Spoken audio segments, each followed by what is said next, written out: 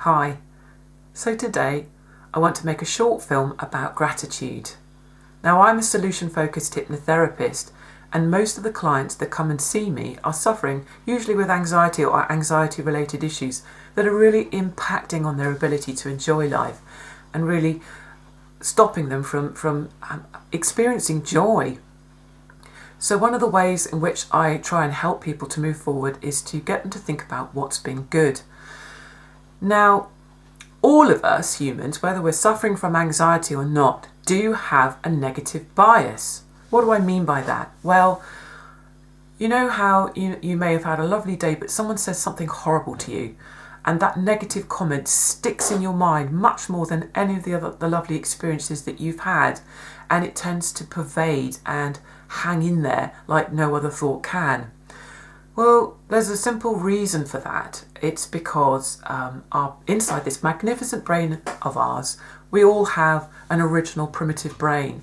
And that original primitive brain is all about survival. So those negative comments that we get stand out more because they're perceived as a threat. And if we can notice the threats in our lives, we're much more able to survive them. And so actually noticing the negative is something that we are supposed to do. We're not doing anything wrong. It doesn't mean that, that we're insecure or that we don't have self-confidence or whatever. It's supposed to happen. The only trouble is when we're anxious, that spiral of negative thinking can really get out of control and seriously impact on our ability to enjoy life, as I said. So if we want to start to feel better, we need to stop the way that we're thinking. Now, gratitude is a way in which we can do that. When we hold on to a positive thought, even for as little as 20 seconds, it actually is long enough to create positive structural changes in the brain. Most positive thoughts, we don't hang on to them, so they're like drops of water on a waxy coat. They just drop off and roll away. But if we make a point of hanging on to that positive experience, we can give it value in our brain, and our brain only remembers what's of value, and so we can help to imprint it by remembering it. So when I say to a client, what's been good, I'm not asking them to think about big things, just little things, but in doing so they're splitting the focus away from those negative thoughts and giving the brain something else to give value to. There are loads and loads of benefits for gratitude. Gratitude's been well documented and well researched. So some of those things are, increased resilience. It can increase our well-being. It can promote social relationships, and it can help reduce stress.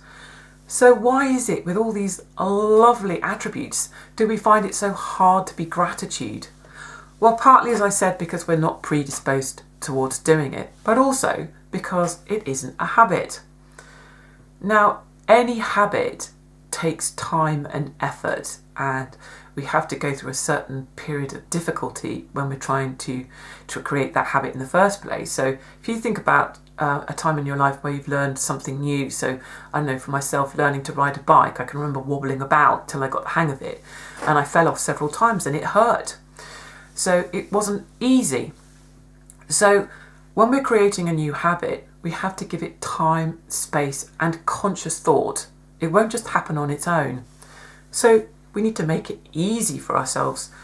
So when is a good time? When have we got energy to give gratitude time and space?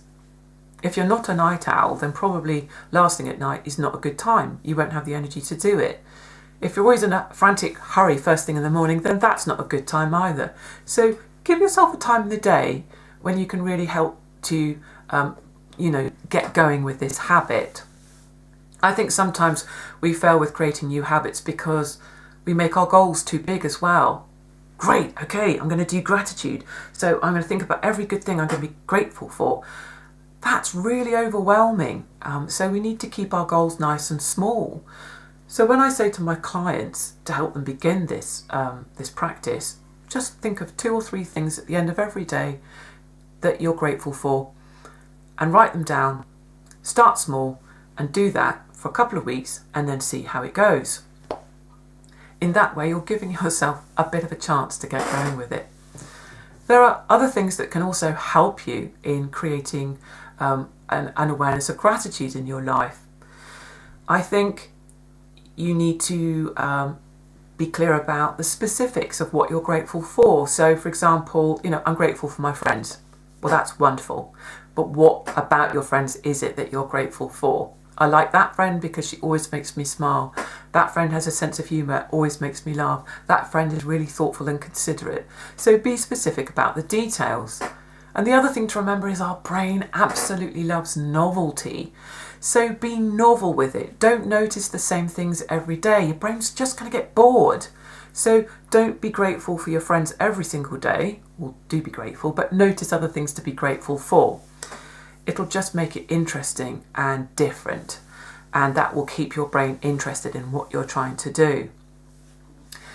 The other thing is that thinking about experiences can actually be easier to start with because they're unique to us. If we start thinking about the possessions we're grateful for, sometimes we can go down the road of social comparison, and that doesn't work out well, particularly if we're anxious, because with this negative bias that we have, we're probably likely to see ourselves as being less than successful. So maybe help yourself by starting with thinking about experiences and get creative in the ways that you are grateful. For some people, they like to write things down. Other people like to take photographs.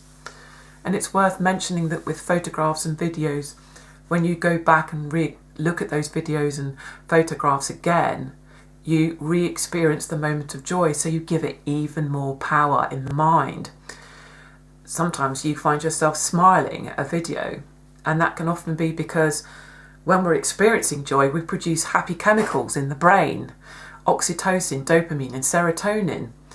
And so when we go back to a memory and we revisit that memory, we're imagining that memory again. And the interesting thing about our brain is that it doesn't realise that what we're imagining isn't real.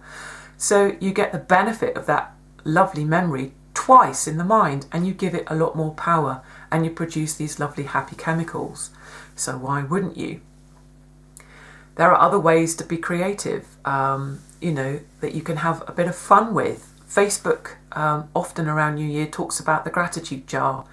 And I've known other people that do this. They write down experiences that they've enjoyed, things that they've succeeded in, written them down on post-it notes, folded them up, put them in the jar, and then come the end of the year, they get them all out and look at them and just relive all those lovely moments. So what a fantastic way to do it. So I suppose the key things to remember are give yourself space and time. Don't expect it to be easy. So be consistent, because we only learn through repetition. That's how habits are created, by repeating and repeating and repeating. So keep doing it. Mitigate for potential difficulties. Be specific.